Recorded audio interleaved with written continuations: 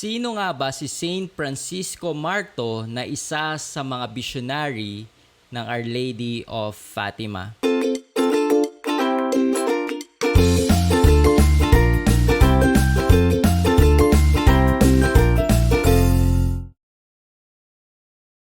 Hello mga ka-faith, my name is Adrian Milag and welcome again to my vlog. At kung first time mo dito sa aking YouTube channel, make sure na mag-subscribe ka at click mo yung bell button sa baba ng video na to para lagi kang updated sa mga bagong vlog na gagawin ko.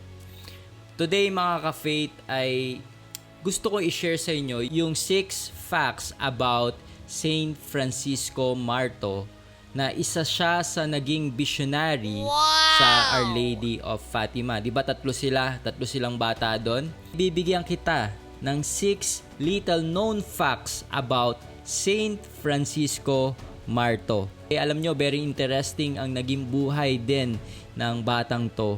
At marami tayong matututunan sa kanya bilang isang Katoliko. Yung pagiging faithful niya, yung childlike faith niya, pinoses niya yon. Kaya isa siya sa napili ni Mama Mary na pakitaan niya. Number 1 na facts about Saint Francisco Marto. Alam nyo ba na si Saint Francisco Marto could not hear Our Lady when she appeared?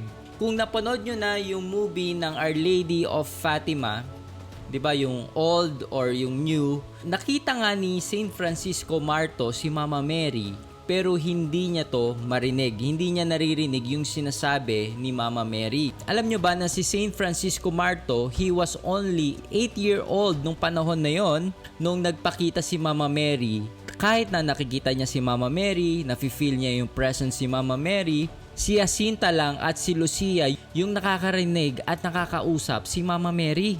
Hiniling ni Lucia na dali na siya ni Mama Mary sa langit. Alam nyo ba kung ano ang sinagot sa kanya ni Mama Mary? Na sinabi sa kanya ni Mama Mary na kailangan maghintay ni Lucia. Siya ay mabubuhay ng matagal, pero si Francisco at si Jacinta ay soon kukunin ni Mama Mary in heaven. So maaga silang mamamatay.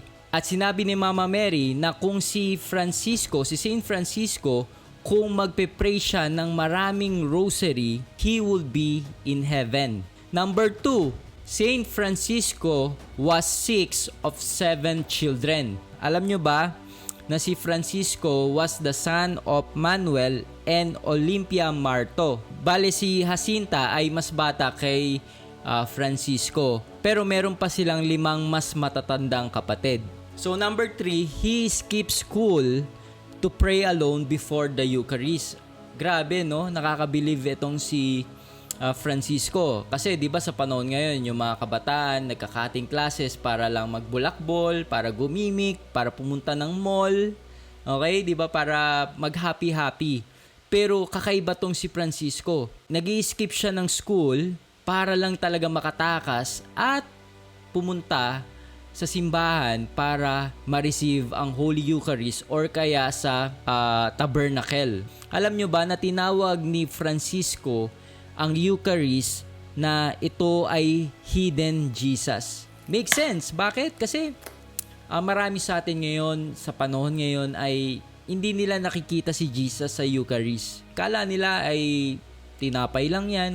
Pag sinubo mo, wala lang. Kaya parang sinabi ni Francisco na hidden Jesus to kasi marami ang hindi nakaka-recognize kay Jesus. Sadly, sa Eucharist. Tayong mga Katoliko, talagang naniniwala tayo sa real presence of Jesus Christ sa Holy Eucharist. Nagtra-transform to as real body and blood of Jesus. So, ang ginagawa ni Francisco ay pumupunta siya ng tabernacle kasi meron siyang great desire to console the sorrowful heart of Jesus and the Immaculate Heart of Mary. Alam nyo ba na si Francisco, si Juanita at si Lucia, madalas sila nag-pray at nagpa-fast for the reparation of sinners to console the heart of Jesus and Mary.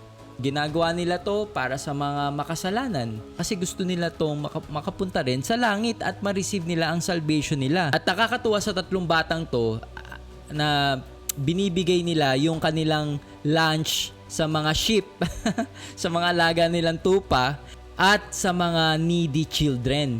Talagang ganun kabusilak ang puso ng mga batang to, at they really pray the rosary with conviction. 'Di ba? Nakaka-guilty. Nape-pray mo ba talaga ang rosary with conviction? Minsan nga nagpe-pray tayo ng rosary tas nakakatulog tayo Pero sila, 'di ba?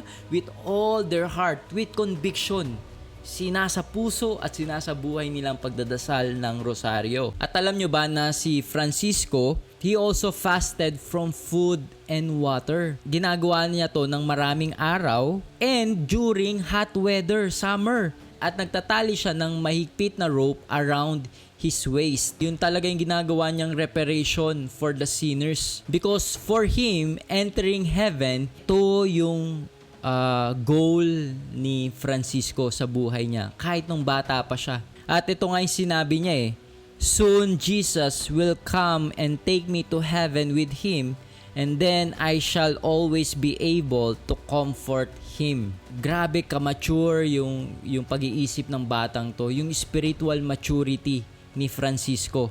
At nung tinanong daw siya kung ano raw ba yung gusto niya maging paglaki niya, ang sinagot ni Francisco, I don't want to be anything. I want to die and go to heaven. Grabe yung conviction ng batang to. Samantala ngayon, di ba, pag tinanong mo yung bata, anong gusto nyo paglaki nyo? Gusto kong maging doktor, gusto kong maging engineer, gusto kong maging businessman, gusto kong maging mayaman. Hey, there's nothing wrong with that. Okay, importante na magkaroon tayo ng goal na ganyan. May pangarap. Pero eto nga, katulad ni Francisco, ay talagang isa to sa napili ng Diyos for a certain mission and a purpose. And number 4 about Saint Francisco Marto, he gave all the money he had to save a bird. Grabe. Etong si Francisco daw ay one time meron siyang kaibigan na nakahuli ng ibon. Tapos ang ginawa ni Francisco, binayaran niya yung kaibigan niya para lang pakawalan itong ibon na to.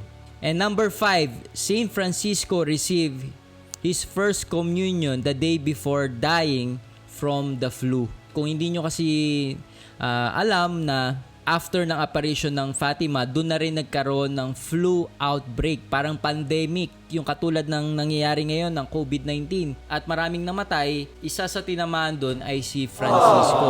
Yung Marto family, with the exception of their father Manuel, lahat sila ay nagkaroon ng Spanish flu.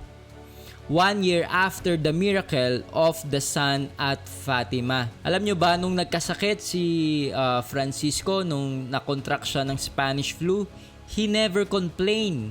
Actually, parang sobrang saya niya nga kasi soon, magkikita na raw sila ni Mama Mary sa langit. Habang may sakit itong si Francisco at yung kapatid niyang si Jacinta ng Spanish flu, ay talagang naglalakad pa rin sila papuntang simbahan for Mass. Umattend sila ng Mass para ma-worship nila si Jesus through the Eucharist. Okay, ganun sila ka-devotee sa sacrament natin bilang isang Katoliko kasi naiintindihan nila nandyan yung real presence of Jesus sa Eucharist. Na kahit may sakit sila, talaga umattend pa rin talaga sila ng Mass. Samantala ngayon, di ba? Marami sa atin ay natatakot at okay lang na hindi na sila umattend ng Mass. Magkaka-COVID daw sila. Kung sa tingin nila, yung conviction nila na mas mahalaga ang safety kaysa sa Eucharist, nasa sa kanila yon.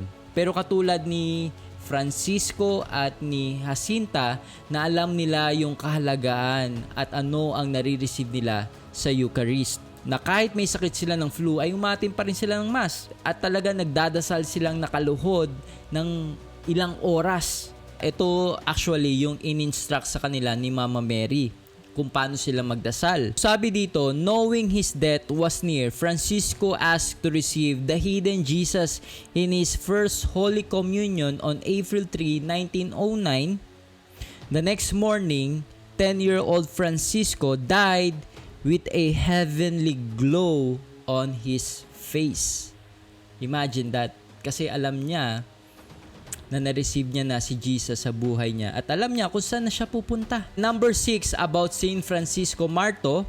after Pope Pius XI refused canonization cause, more than 300 bishop petition. Ito yung sabi ni Pope Pius na hindi raw siya naniniwala na yung katulad ni Francisco, ni Saint Francisco Marto ay talagang naiintindihan niya yung heroic virtue or how to practice it repeatedly. Kasi yung murang edad ni Francisco, parang hindi niya pa alam yung pagkakaroon ng heroic virtue. Pero in 1979, merong 300 bishop na pumirma and they signed a petition to Saint John Paul II saying Francisco and Jacinta were known, admired, and attracted people to the way of sanctity.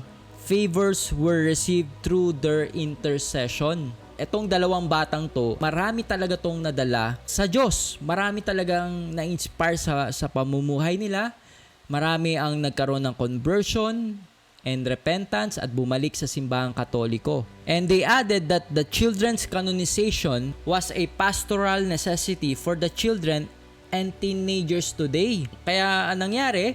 Si Saint John Paul II beatified si Francisco Marto, kaya nga naging Saint Francisco Marto siya, at si Jacinta, yung kapatid niya, in May 2000. And Pope Francis canonized them on May 13, 2017 at the Basilica of Our Lady of the Rosary in Fatima, Portugal. I hope na marami kayong natutunan at na-bless kayo. Kahit na bata lang siya ay tularan natin siya kung paano niya minamahal at ina-adore ang Eucharist. Na nakikita niya yung kahalagaan nito kahit bata pa lang siya. At ito ay talagang applicable ngayong pandemic.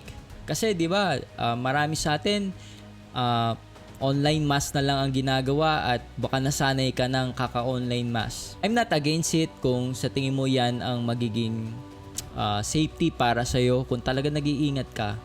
Pero katulad nga ni Saint Francisco Marto, nung may sakit nga siyang flu, ay talaga nagsisimba pa rin siya araw-araw. Siguro sa panahon ngayon, baka hinuli yan kasi nagkakalot ng flu.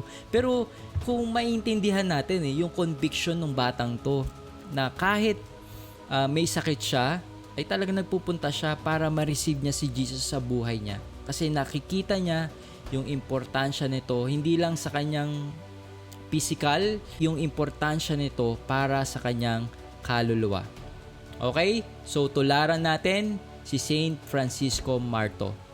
Okay, so Saint Francisco Marto, pray for us. Mga ka-faith, kung sa tingin mo na na-bless at na-inspire ka dito sa vlog na to, make sure na i-share mo to sa iyong mga friends and relatives. Okay, so again, my name is Adrian Milag. I'm praying for you always. God bless you more abundantly.